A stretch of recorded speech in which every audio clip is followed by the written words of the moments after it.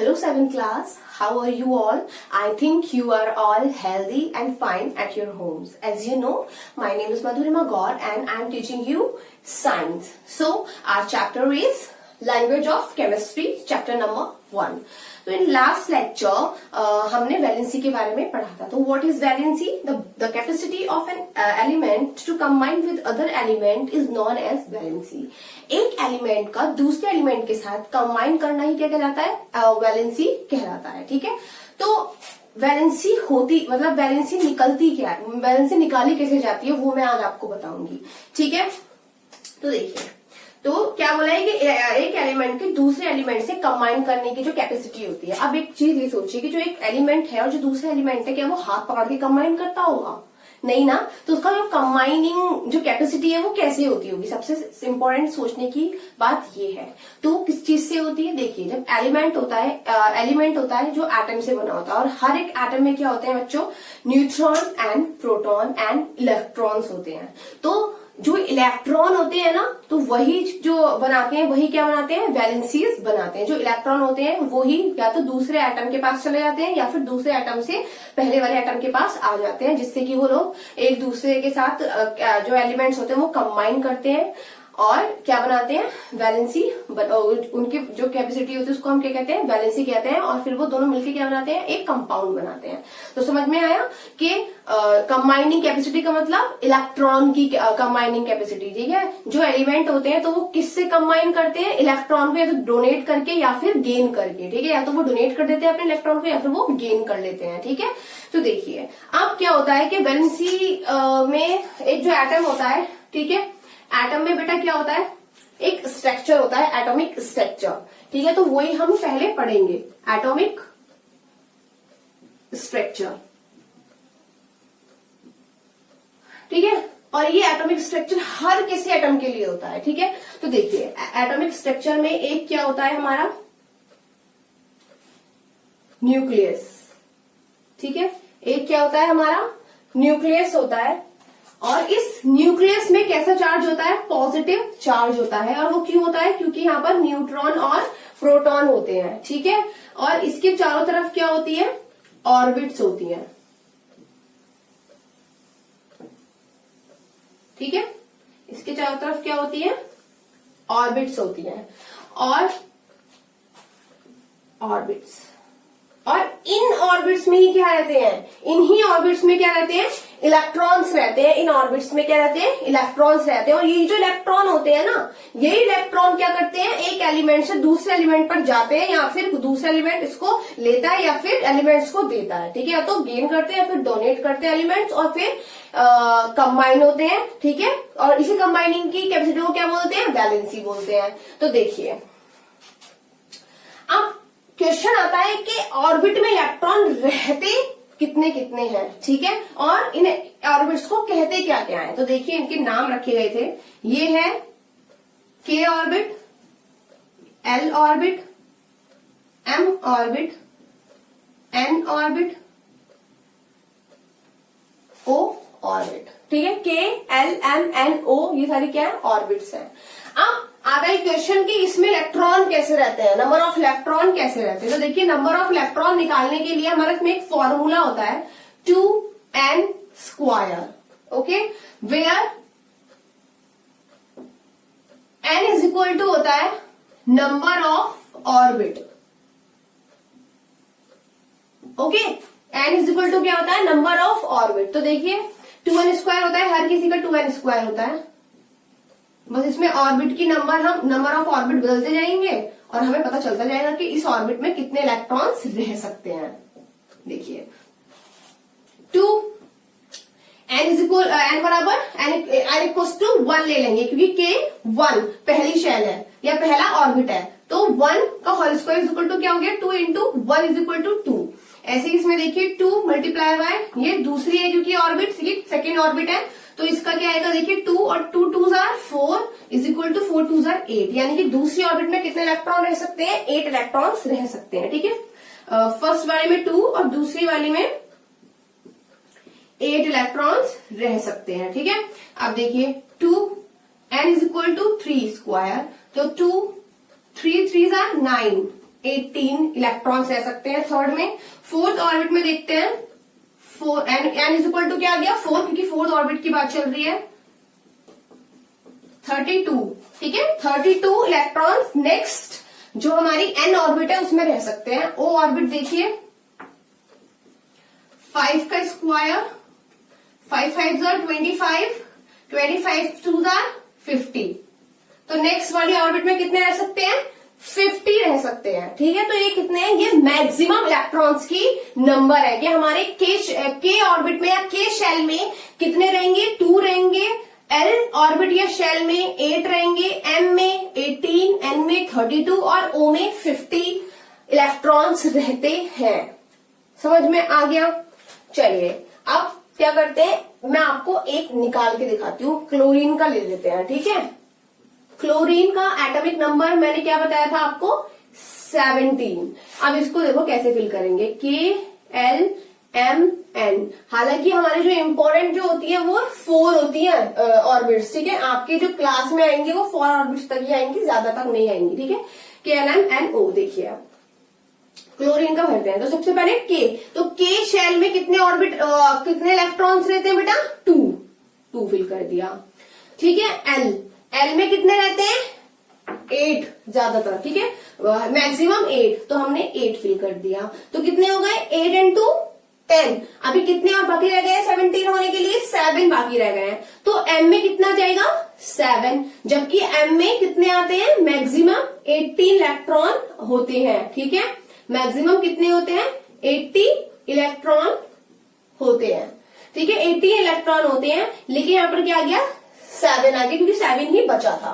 ठीक है, अब देखिए स्टूडेंट्स, कुछ जो एटॉमिक नंबर होते हैं ना वो थोड़े से बड़े होते हैं।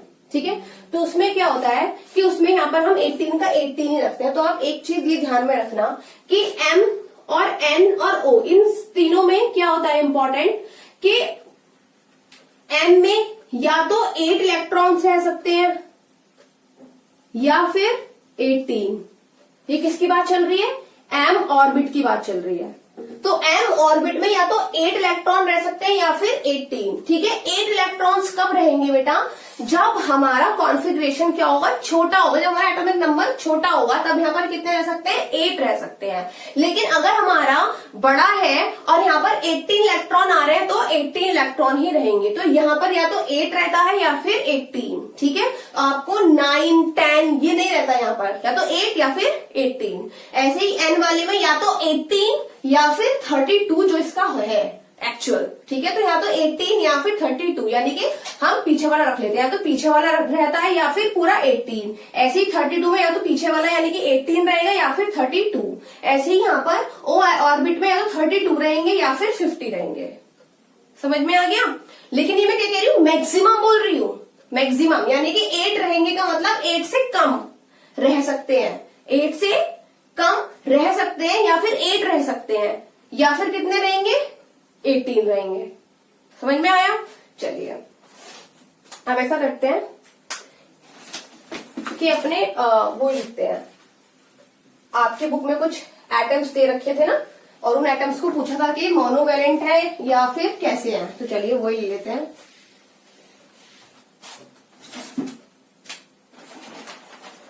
देखिए पहला रहेगा आपका एटम। ठीक है, एटॉमिक नंबर के साथ ही मैं एटम लिखूंगी। यहां पे हम के एल एम एन ओ भी बना देते हैं। फिर यहां पे आ जाएगा हमारा वैलेंसी, और यहां लिखेंगे हम कि वो क्या है। ठीक है बच्चों, जो मैं ये बोर्ड पे बना रही हूँ आप लोगों ने ये रफ कॉपी में लिखना है। ठीक है, क्योंकि आपको समझाने के लिए ये मैं बना रही हूँ। या आपके सिलेबस में वैलेंसी को पढ़ाया गया है, तो आपके दिमाग में बहुत सारे क्वेश्चन होंगे वैलेंसी को लेकर, तो इसीलिए मैंने ये क्लियर किया कि वैलेंसी निकलती कैसे है। ठीक है, ताकि आप आगे जब क्लासेस में जाएं तो आपको बहुत ही इजीली वैलेंसी समझ में आ जाए। ठीक है, तो ये आप अपनी फेयर कॉपी में नहीं करेंगे। तो पहले हाइड्रोजन, जिसका कितना होता है, 1 होता है। मैं एटॉमिक नंबर यहां लिख रही हूँ। क्लोरीन का 17, 53 होता है। आयोडीन का 11 sodium, 19 potassium, 8 oxygen, 16 sulphur, 12 magnesium, 20 calcium, 30 zinc, 7 होता है नाइट्रोजन, एल्यूमिनियम का होता है 13। ठीक है, अब देखिए ये आ गया। ठीक है, अब हम क्या करेंगे, फटाफट ये जितने भी इलेक्ट्रॉन है वो हम इनकी ऑर्बिट में जल्दी से सेंड कर देंगे। ठीक है, तो हाइड्रोजन में कितना है, 1 है, तो के ऑर्बिट में कितने रहते हैं, 2 इलेक्ट्रॉन रहते हैं, लेकिन जब 2 नहीं है हमारे पास 1 है, कम है ना 2 से, तो कितना आ जाएगा, 1 आ जाएगा। क्लोरीन में देखिए सबसे पहले में 2 ही आएगा। ठीक है, एल में 8 रहते हैं। ठीक है, एम में कितने रहते हैं, 18, तो ये कितना है, 17 तो खुद ही है, तो 8 and 2 10, तो कितने बचे, 7 बचे, तो हम 7 लिख लेंगे क्योंकि ये 8 से कम है, 8 से कम है तो 7 आ गया। ठीक है, या तो 8 या फिर 8 से कम आ जाएंगे यहाँ पर, या फिर 18 आएंगे।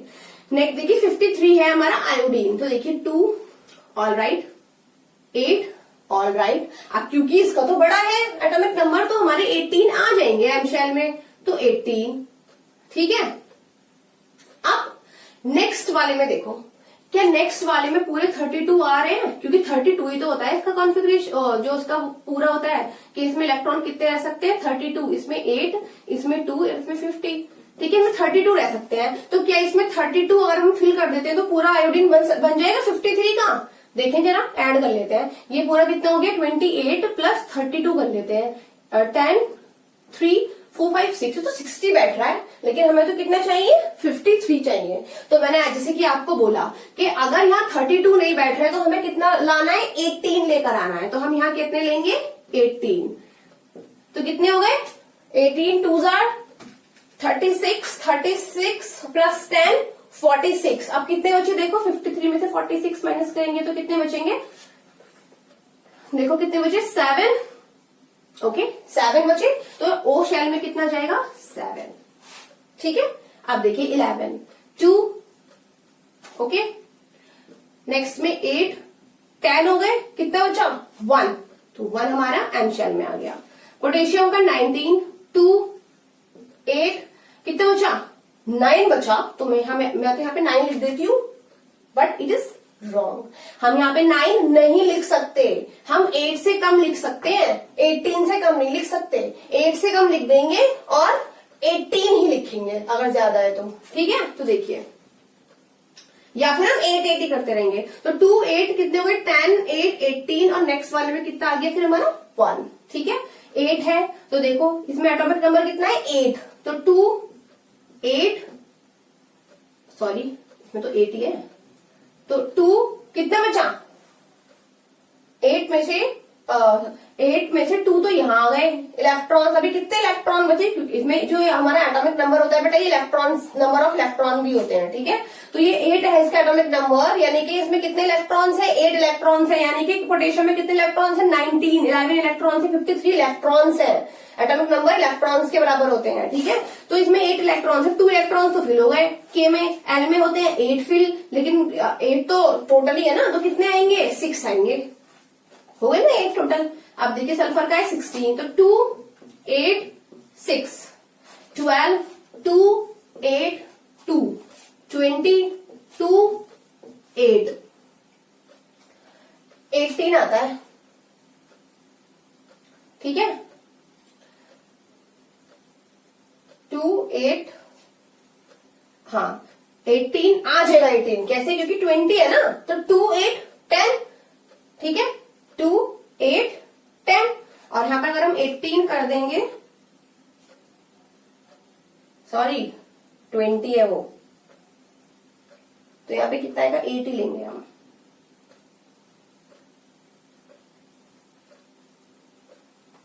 होता है ना, हाँ, तो 2 8।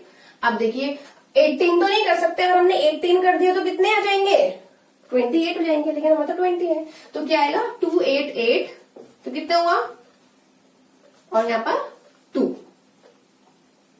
तो हो गया ना 20 कैल्शियम का। ठीक है, अब आता है आपका जिंक का, तो जिंक का देखिए जिंक का देखिए फर्स्ट में 2 रहेंगे, गुड। एल में 8 होते हैं, ऐड 8 कर दिए, गुड। एम में 18 होते हैं, लेकिन अगर 18 है तब हम 18 करेंगे, और अगर हमारे नहीं होते 18 तो हम कितने करते हैं, 8 करते हैं। लेकिन हम यहाँ देख रहे हैं जिंक का तो 30 है, अगर हम 18 कर देंगे तो हमें अभी और इलेक्ट्रॉन की जरूरत है, तो हम 18 ही करेंगे। ठीक है, अभी कितने कवर अप हो गए हमारे, 28 कवर अप हो गए। कितने बचे, 2 बचे, तो यहाँ पे हमारे क्या आ गया, 2 आ गया। ठीक है, नाइट्रोजन में देखिए 2, पहले में 2 आते हैं, गुड। नेक्स्ट में कितने आते हैं, 5 आते हैं। ठीक है, ऐसे ही 13 में देखिए 2, ठीक है, 8, और नेक्स्ट शेल में कितने आ गए, 3। ठीक है, अब ये आ गया। अब इसकी वैलेंसी देखते हैं कि वैलेंसी कैसे निकलती है। तो मैंने आपको पहले ही बताया है कि जो एलिमेंट होते हैं तो उनके जो इलेक्ट्रॉन होते हैं ना, वो ही पार्टिसिपेट करते हैं वैलेंसी बनाने में के लिए, या फिर कोई भी कंपाउंड बनाने के लिए, या फिर कोई भी मॉलिक्यूल बनाने के लिए। तो ये जो इलेक्ट्रॉन्स है ना, ये ही क्या करेंगे, बाहर या तो जाएंगे या फिर उसको पूरा करेंगे। तो मैंने आपको बताया था कि एम जो शेल होती है ना, उसमें या तो 18 होते हैं या फिर कितने होते हैं, 8 होते हैं। तो ये जो नंबर है ना, या तो ये अपना 8 पूरा करेगा, ठीक है, या तो क्या करेगा, ये 1 लेके पूरा कर लेगा 8, या फिर देके दूसरे वाले इलेक्ट्रॉन, दूसरे वाले एलिमेंट का 8 पूरा कर देगा। तो देखो यहाँ पे कितना है, 1, तो इसकी तो 1 ही रहती है, या तो ये 1 इलेक्ट्रॉन दे देगा, ठीक है, तो इसका 1 ही रहती है। क्लोरीन का देखिए, क्लोरीन का 287 है, ठीक है, 287 है। तो इसको पूरा करने के लिए मैंने एम का 2 बताया आपको, है तो 8 रहते हैं या फिर 18 रहते हैं। तो 2 इसमें 8 कंप्लीट करने के लिए, क्योंकि ये हमेशा क्या करते हैं, अपनी लास्ट ऑर्बिट को फिल करने की कोशिश करते हैं कि वो फुलफिल हो जाए। यानी कि अगर जो भी इसकी लास्ट ऑर्बिट है, जिसकी इसकी लास्ट ऑर्बिट एम है, तो क्लोरीन क्या सोचेगा कि लास्ट ऑर्बिट मेरी एम में 18 मैक्सिमम होते हैं, लेकिन क्योंकि कम है इलेक्ट्रॉन तो 8 रह सकते हैं, तो 8 करने के लिए वो पूरी कोशिश करेगा। तो इसके पास कितनी है, 7 है, तो इसको कितना इलेक्ट्रॉन चाहिए, 1 इलेक्ट्रॉन चाहिए। तो इसकी वैलेंसी भी क्या हो जाएगी, 1 हो जाएगी। ठीक है, नेक्स्ट देखिए आयोडीन, इसमें कितना है, 7। तो ये भी क्या करेगा, अपनी 8 कंप्लीट करेगा। पहले 8 कंप्लीट करते हैं। अगर यहाँ पे 17 होता तो 18 कंप्लीट करता ये, और अगर यहाँ पे 31 होता तो 32 वाली कंप्लीट करता। ठीक है, तो ये क्या है, इसका भी 1 आ गया। ऐसे देखिए सोडियम का देखिए 1 है इसके पास, 1, तो ये 7 लेगा अपना 8 कंप्लीट करने के लिए, या फिर 1 देगा, तो ये 1 देगा। तो ठीक है, इसकी भी 1 हो गई। ऐसे ही पोटेशियम भी 1 अपना दे देगा दूसरे एलिमेंट को, तो इसकी भी 1 हो गई। ये है 6 में 8 करने के लिए कितने और नंबर चाहिए, 6, 7, 8, 2 नंबर चाहिए, तो 2। ऐसे ही 6, 7, 8 करने के लिए कितने नंबर चाहिए, 2। हमें हमेशा या तो 8 कंप्लीट करने होते हैं या फिर 18 कंप्लीट करने होते हैं। तो अभी यहाँ पे सारे हमारे 8 वाले आ रहे हैं। ठीक है, ये कितना है, 2। तो हम इसका 8 कंप्लीट करने के लिए इसमें 6 ले, 6 इलेक्ट्रॉन ले, या फिर 2 दे दें, दूसरे एलिमेंट के कंप्लीट हो जाएगा। तो हम 2 जो है वो इजीली क्या कर सकते हैं, डोनेट कर सकते हैं। तो जो हमारा इजी होता है हम वो करते हैं। तो 2 हम क्या कर देते हैं, डोनेट कर देते हैं। तो इसकी भी क्या आ गई, 2 आ गई। अब ये देखिए ऐसे ही यहाँ पर लास्ट में क्या है, 2। तो अगर ये 2 चला जाएगा तो हमारी लास्ट ऑर्बिट में कितने रह जाएंगे, 8 रह जाएंगे। यहाँ पे भी 8 हो जाते हैं। ठीक है, तो हमारा क्या आ जाता है, हमारी स्टेबल क्या हो जाती है, ऑर्बिट हो जाती। ठीक है, तो हम इसको भी 2 दे देंगे, और हमारी 8, क्योंकि हमें स्टेबल करनी होती है तो इसको हम दे देंगे, क्योंकि 6 तो नहीं ले सकते ना हम। ऐसे ये है, इसकी भी हम 2 दे देंगे। नेक्स्ट देखिए अब 2 and 5 है नाइट्रोजन में, 2 and 5। तो इसको भी क्या करनी है, अपनी 8 ऑक्टेट कंप्लीट करना है, यानी कि 8 इलेक्ट्रॉन लेकर आने हैं लास्ट, जो इसकी ऑर्बिट है लास्ट। तो 8 इलेक्ट्रॉन लाने में कितने चाहिए इसको, 5, 3 चाहिए। तो ये 3 लेगा या फिर अपनी 5 देगा। 5 अगर ये देगा इलेक्ट्रॉन, ज्यादा दे रहा है ना, तो हम तो कम वाले देते हैं, तो हम क्या करते हैं, इसको 3 ये ले लेगा। तो हम 3 ले लेंगे, तो इसका कितना हो जाएगा, 8 हो जाएगा। ऐसे ये है 3, तो ये 5 देगा या फिर 3, ये 5 लेगा या फिर 3 देगा अपना। तो ये 3 देगा ना, 3 कम है, तो जो अभी हमारा कम होता है वो दे देते हैं। ठीक है, तो 3 क्या है हमारा कम, तो हम कम वाला दे देते हैं। तो ये 3 होगा, क्योंकि हमारी लास्ट ऑर्बिट में फिर 8 रह जाएंगे अगर हमने इसको दे दिया। तो देखो अगर हमने इसको दे दिया तो हमारी 8 रह गई ना लास्ट ऑर्बिट में, और ये हमारा क्या होता है, ऑक्टेट स्टेबल कॉन्फ़िगरेशन, यानी कि स्टेबल ऑर्बिट हो जाती है हमारी, अगर हमारा 8 होता है तो हमने 3 वाला क्या है, दे दिया। तो ऐसे हमारी निकलती है वैलेंसी, कि हमें अपने लास्ट ऑर्बिट में 8 कंप्लीट करने होते हैं। ठीक है, लास्ट ऑर्बिट में, चाहे हम इलेक्ट्रॉन को डोनेट कर दें चाहे हम गेन कर दें। तो यही करा है हमने। देखो इसमें हमने 8 करने के लिए 1 इलेक्ट्रॉन हमने ले लिया था, है ना। ऐसे ही इसमें भी 1 इलेक्ट्रॉन ले लिया 8 करने के लिए। इसमें हमें 8 करने के लिए 1 को हमने दे दी क्योंकि 1 छोटी थी। ऐसे ही इसमें भी हमने 8 करने के लिए 1 को दे दिया। इसमें हमने 8 करने के लिए 2 ले लिया, इसमें भी 8 करने के लिए 2 ले लिया। इसमें हमने 8 करने के लिए 2 दे दिया क्योंकि 2 छोटा था। ठीक है, यहाँ पे हमने लिया क्योंकि हमें 6 देने पड़ते हैं, हम 6 इलेक्ट्रॉन नहीं दे सकते, हम छोटी चीज को लेते हैं। ठीक है, तो हमने 2 हमने इसका क्या करा, ले लिया और इसमें 2 दे दिया। ऐसे ये है 2, इसको भी दे दिया, हमारा 8 हो जाएगा। इसमें भी 2 दे दिया, 8 हो जाएगा। इसमें हमने 3 ले लिया तो हमारा 8 हो जाएगा, नहीं तो हमें 5 देना पड़ेगा, तो हम 5 नहीं देंगे, हम 3 ले लेंगे। ठीक है, कम क्वांटिटी वाला है तो हम दे देते हैं या फिर ले लेते हैं। ऐसे देखिए ये 3 है तो 3 में या तो हम 5 ले लें या फिर 3 दे दें। तो 5 लेंगे क्यों हम ज्यादा, हम तो थोड़ा वाला दे देंगे और हमारा क्या जाएगा लास्ट में 8 ऑर्बिट हो जाएगी। ठीक है, तो ये हमारी वैलेंसी आ गई। अब बात आती है मोनोवैलेंट, डाइवैलेंट, ट्राइवैलेंट की। देखिए तो जिसकी भी वैलेंसी एटम की 1 होती है तो वो क्या कहलाते हैं, मोनोवैलेंट कहलाते हैं। वो क्या कहलाते हैं बच्चों, मोनोवैलेंट। तो ये जिसकी भी 1 है वो क्या है, मोनोवैलेंट। और जिसकी भी 2 होती है उसको हम क्या बोलते हैं, डाइवैलेंट बोलते हैं। ठीक है, और जिसकी भी 3 होती है उसको हम ट्राई वैलेंट बोलते हैं। और ये भी क्या है, हमारा ट्राई वैलेंट है। तो आपको अगर ये अपनी कॉपी में लिखना है, रफ कॉपी में, तो आप ये कर लीजिए। ठीक है, फिर मैं आपको दिखाती हूँ कि टेट्रावैलेंट कौन से होते हैं। ठीक है, ट्राइवैलेंट तक तो हमने पढ़े, टेट्रावैलेंट भी ऐसे होते हैं जिसमें वो 4 इलेक्ट्रॉन या तो लेता है या फिर देता है। ठीक है,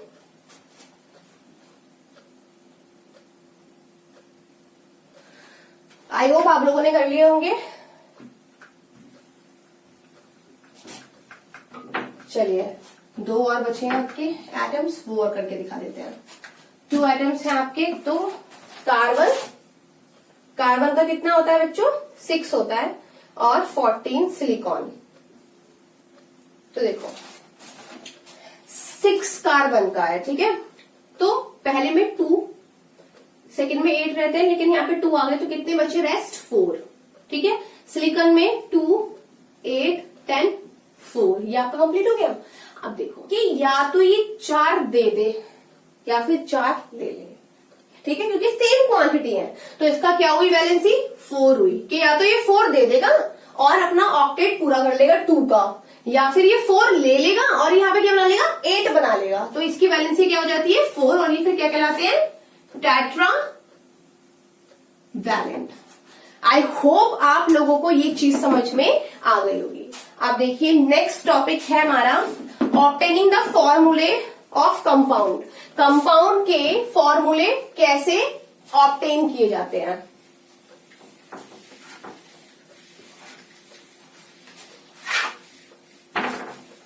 देखिए the formulae of a binary compound, okay, that is a compound formed by 2 elements only is obtained by transposition their valencies. ठीक है, तो क्या है कि the formula of a binary compound, तो एक बाइनरी कंपाउंड का जो फॉर्मूला होता है तो वो कैसे निकलता है कि जब 2 एलिमेंट ऑब्टेन किए, जब एक कंपाउंड ऑब्टेन किया जाता है तब 2 एलिमेंट मिलते हैं उससे। ठीक है, तो वो कैसे मिलते हैं, अपने वैलेंसीज को क्या करते हैं, वो ट्रांसपोजिशन करते हैं, अपने वैलेंसीज की जगह बदलते हैं, जो कि मैंने आपको लास्ट लेक्चर में भी बताया था। Suppose an element A has a valency Y and element B has a valency x.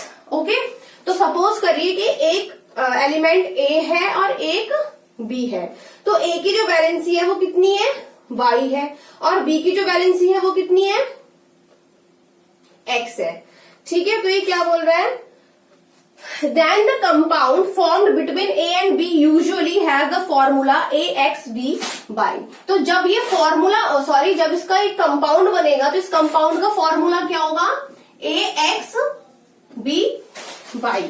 ठीक है, the subscript should be divided by a common factor if any. अभी ये छोड़िए, देखो तो ये क्या है, तो ये क्या बताया इसने कि जो मैंने आपको लास्ट में बताया था। ठीक है, कि वैलेंसीज जो होती हैं, मतलब कि जितने एटम्स, ये क्या है, मान लो ए की वाई है और बी की एक्स है वैलेंसी, तो क्या करते हैं कि ये ट्रांसपोजिशन हो जाते हैं, यानी कि एक्स जो ये x है वो तो इसके पास चला जाएगा A के, और ये जो y है वो B के पास चला जाएगा जब कंपाउंड बनता है। तो जब ये कंपाउंड ऑब्टेन किया जाता है तब इनकी बैलेंसी क्या हो जाती है, एक्सचेंज हो जाती है। ठीक है, जैसे कि मैंने आपको बताया था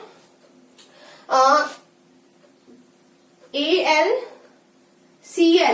ठीक है, AlCl है, मान लो ये ले लेते हैं हम।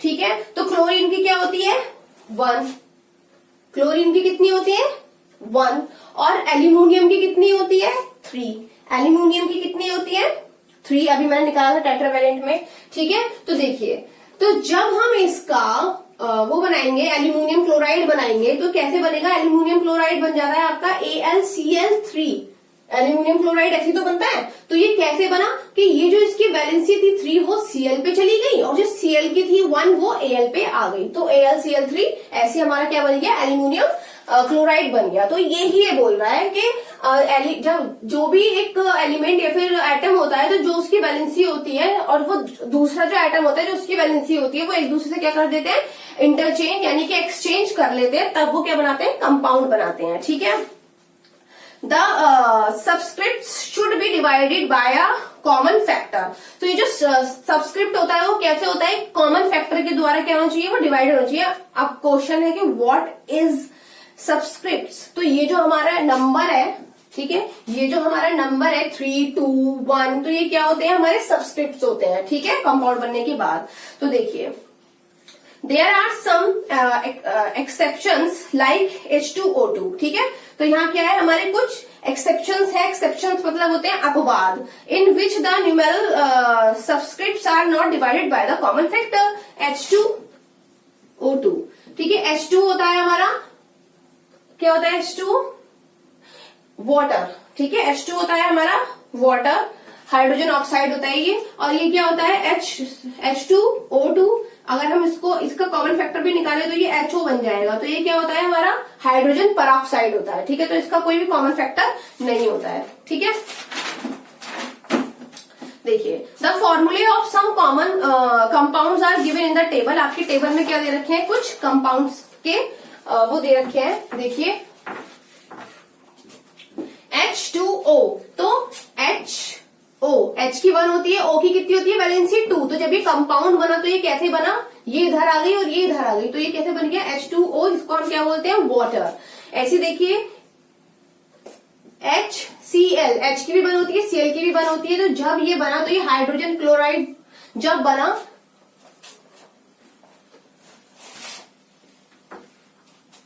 तो देखिए नेक्स्ट होती है HCl, तो H की भी 1 होती है और Cl की भी 1 होती है। ठीक है, तो जब ये हाइड्रोजन क्लोराइड बना तो इसकी 1 है, इसकी 1 है, तो दोनों की 1 हो गई, HCl हाइड्रोजन क्लोराइड बन गया। ऐसी होती है हमारी मैग्नीशियम की, लेते हैं मैग्नीशियम क्लोराइड। तो मैग्नीशियम की जो वैलेंसी होती है वो 2 होती है। आपको मैंने ये दिखाया था, देखो लास्ट में मैंने मैग्नीशियम लिया था तो उसको हमने क्या बताया था, डाइवैलेंट बनाया था। ठीक है, तो मैग्नीशियम की कितनी होती है, 2 होती है वैलेंसी, क्योंकि वो डाइवैलेंट होता है। ठीक है, और क्लोरीन की कितनी होती है, 1 होती है। तो जब हम इसका कंपाउंड बनाएंगे, मैग्नीशियम क्लोराइड बनाएंगे, तो 1 इधर आ जाएगी और 2 इधर आ जाएगी, तो ये क्या बन जाएगा, MgCl2 बन जाएगा। ऑलराइट, अब देखिए, चलिए, तो ये बाकी का आपको समझ में आ गया होगा। जैसे कैल्शियम की भी 2 होती है, ऑक्सीजन की भी 2 होती है। चलो ये ले लेते हैं, कैल्शियम की भी 2 होती है और ऑक्सीजन की भी 2 होती है। तो जब ये कंपाउंड बनाएगा तो क्योंकि 2 है तो इसका हम क्या लेते हैं, मैंने पहले बोला है कि वो दोनों कैसे होने चाहिए, उनका क्या है, कॉमन फैक्टर होना चाहिए। तो अगर हम इसका करेंगे तो ये 1 बन जाएगा फिर, और ये भी 1 कैंसिल हो जाएगा। ठीक है, 2 का तो 1 हो जाएगा यहाँ पे, तो सॉरी 2 ही रहने दो। चलो, तो इसमें जब डिवाइड हो जाएगा तो ये क्या बन जाएगा, कैल्शियम ऑक्साइड बनाएगा। ठीक है, अब देखिए वेरिएबल बैलेंसी। अब आती है बात कि वेरिएबल बैलेंसी क्या होती है।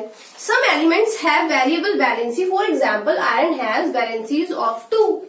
ठीक है, तो वेरिएबल बैलेंसी क्या होते हैं कि कुछ कुछ जो आइटम्स होते हैं वो 2 वैलेंसीज रखते हैं। ठीक है, F इज नेम। अब देखिए इसमें क्या लिख रखा है कि एक तो होता है FeCl2 और एक होता है FeCl3, जिसमें वो 3 रखता है। ठीक है, देखिए तो इसके नेम जो दिए गए हैं वो कैसे रखे गए हैं कि नेम है iron second chloride and FeCl3 is named iron third chloride. ठीक है,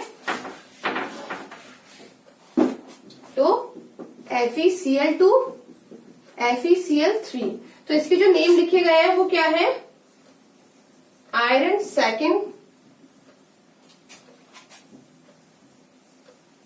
chloride, iron third chloride. Okay, ठीक है। तो आयरन सेकेंड क्लोराइड और आयरन थर्ड क्लोराइड क्यों है? क्योंकि इसकी यहाँ पर Fe की वैलेंसी कितनी है 2 और यहाँ पे Fe की वैलेंसी कितनी है 3, तो इसलिए इसके ये नेम रख दिए गए हैं। ठीक है, तो देखिए this method of naming a compound is adopted, it is contains an element with variable valency. तो किसी कंपाउंड का नेमिंग का जो मेथड है ना, तो ये क्यों अपनाया जाता है? क्योंकि इसमें क्या होते हैं, इसमें वेरिएबल वैलेंसी वाले क्या होते हैं, कंपाउंड होते हैं, इसलिए हम ये वाले नेमिंग का, ऐसे वाले नेमिंग का हम क्या करते हैं, मेथड अपनाते हैं। ठीक है, जैसे कि इसका मतलब क्या हुआ कि वेरिएबल वैलेंसी क्या होती है कि ऐसे एलिमेंट्स जिनकी एक से ज्यादा वैलेंसीज होती हैं उनको हम वेरिएबल वैलेंसी बोलते हैं या फिर वेरिएबल वैलेंसी वाले एलिमेंट्स बोलते हैं। तो ऐसे एलिमेंट्स जब दूसरे एलिमेंट के साथ मिलकर कंपाउंड बनाते हैं तो उनके नेम ऐसे ही लिखे जाते हैं। ठीक है, समझ में आया? अब देखिए नीचे क्या है, some elements with variable valency. तो कुछ एलिमेंट्स हैं जिनकी वेरिएबल वैलेंसी होती है, जैसे कॉपर की कितनी होती है 1 और 2 होती है। आयरन, कॉपर की 1 और 2 होती है, आयरन की क्या होती है 2 और 3 होती है। चलिए एक चीज देख लेते हैं पहले क्यों होती है कॉपर। तो कॉपर का कितना होता है 29 होता है। कॉपर का जो हमारा एटॉमिक नंबर होता है वो 29 होता है। तो के में कितना आएगा 2, 8, 18, 1, 29 कॉपर, यस 2, 8, 18, 1। ठीक है,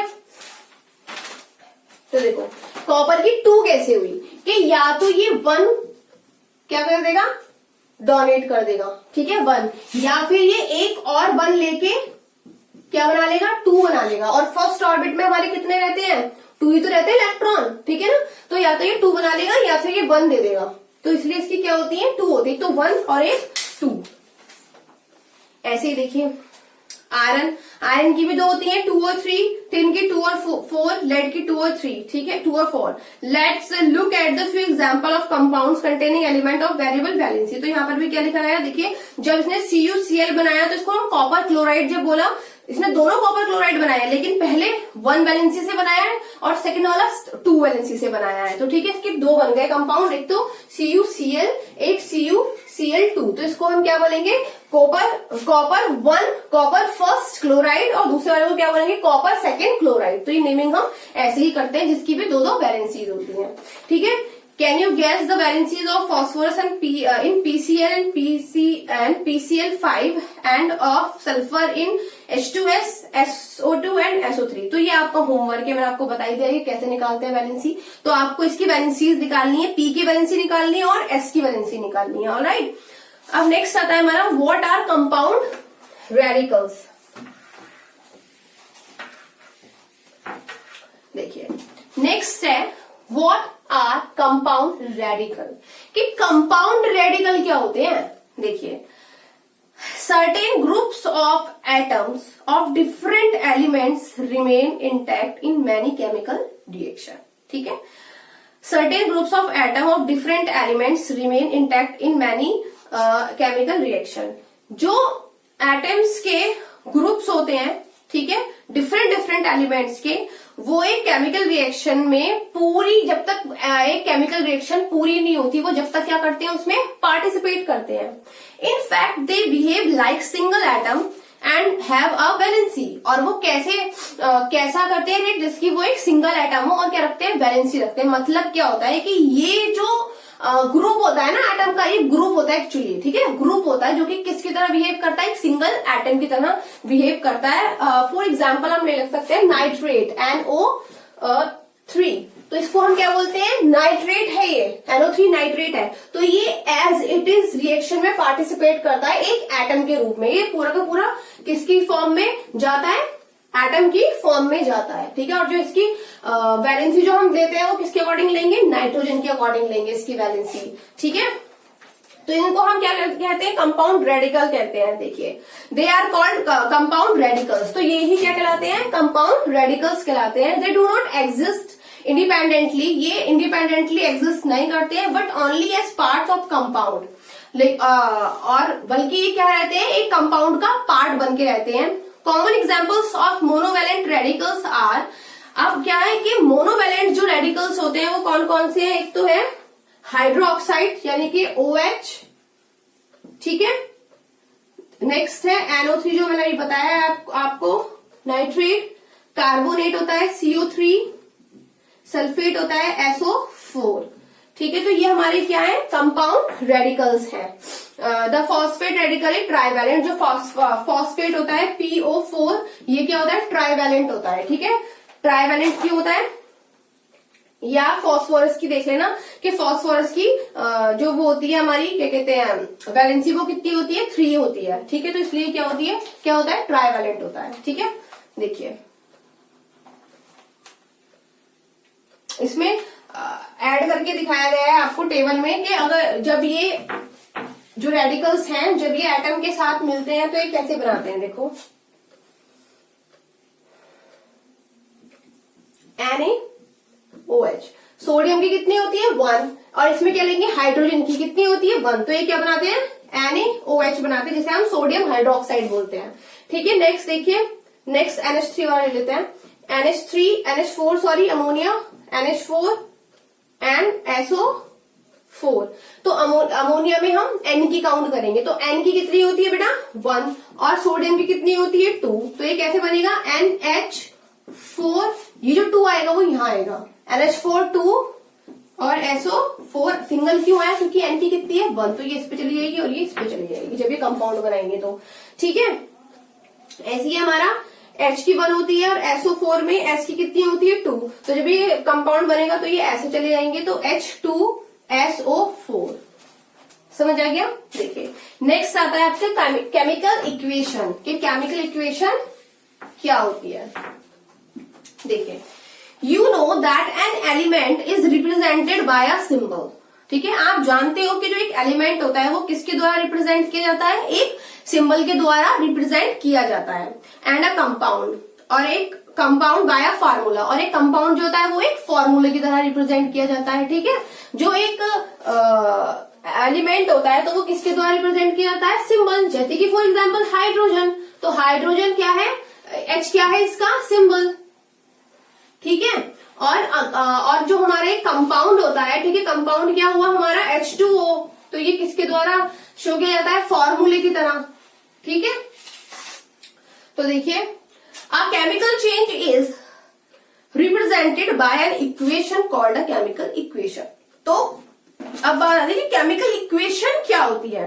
तो chemical change is represented by an equation, यानी कि जो एक केमिकल चेंज होता है तो वो किसके द्वारा शो किया जाता है, एक इक्वेशन के द्वारा शो किया जाता है, जिसे हम क्या कहते हैं, केमिकल इक्वेशन कहते हैं। For example, the burning of carbon in a sufficient supply of oxygen to form carbon dioxide is represented by the following equation। अगर मैं आपको बोलूं कि एक carbon, the burning of carbon, यानी कि कार्बन की जो जलन होती है, ठीक है, अ सफिशिएंट सप्लाई ऑफ ऑक्सीजन, तो जब कार्बन को हम जला रहे हैं तो अगर उसके ऊपर हम ऑक्सीजन डालेंगे, ठीक है, तो क्या बन जाएगा, कार्बन डाइऑक्साइड बन जाएगा। तो उसको हम एक रिएक्शन में शो कैसे करेंगे, देखिए रिएक्शन में शो कैसे करेंगे कि एक बर्निंग क्या है, बर्निंग ऑफ कार्बन, तो देखिए C कार्बन, इसमें उसने क्या बोला, ऑक्सीजन को क्या कर लेंगे हम, ऑक्सीजन को उस पर डालेंगे, तो क्या बनेगा, CO2 बनेगा। तो यही क्या होता है, इसने यही जो बात बोली है, तो यही बोली है इसने बात कि a chemical change is represented by an equation. तो ये केमिकल चेंज ही तो हुआ कि C और O मिलकर क्या बना दिया, C और O ने मिलकर क्या बना दिया, CO2 बना दिया। तो ये केमिकल चेंज ही तो हो गया, ठीक है। तो केमिकल चेंज को हम किससे शो करते हैं, इक्वेशन से शो करते हैं, केमिकल इक्वेशन से, ठीक है। इसको हम क्या कहते हैं, केमिकल इक्वेशन। तो देखिए ये आपका हो गया। देखिए, if the supply of oxygen is insufficient carbon monoxide is formed, यानी कि अगर हमारा सॉरी यहाँ पे O2 था, तो अगर हमारा ऑक्सीजन कम मात्रा में गया सी के ऊपर, ठीक है, कम में गया तो वो क्या बनाएगा, CO बनाएगा।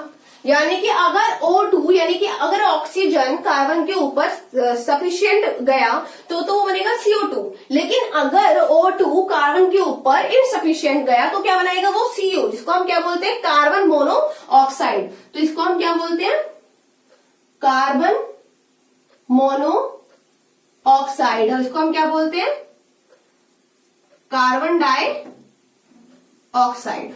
ऑलराइट, तो देखिए, the substance that react among themselves are called reactant. ठीक है, तो जो सब्सटेंस होते हैं जो आपस में क्या करते हैं, आपस में रिएक्ट करते हैं, ठीक है, तो उसको हम क्या बोलते हैं, रिएक्टेंट बोलते हैं। तो हम इन दोनों को क्या बोलेंगे, रिएक्टेंट। ये जो दोनों है, ये दोनों क्या है, रिएक्टेंट। ठीक है, और जो हमारा रिएक्टेंट से बनकर आता है उसको हम क्या बोलते हैं, प्रोडक्ट। क्या बोलते हैं उसको, प्रोडक्ट। तो ये CO है वो क्या हुआ, हमारा प्रोडक्ट।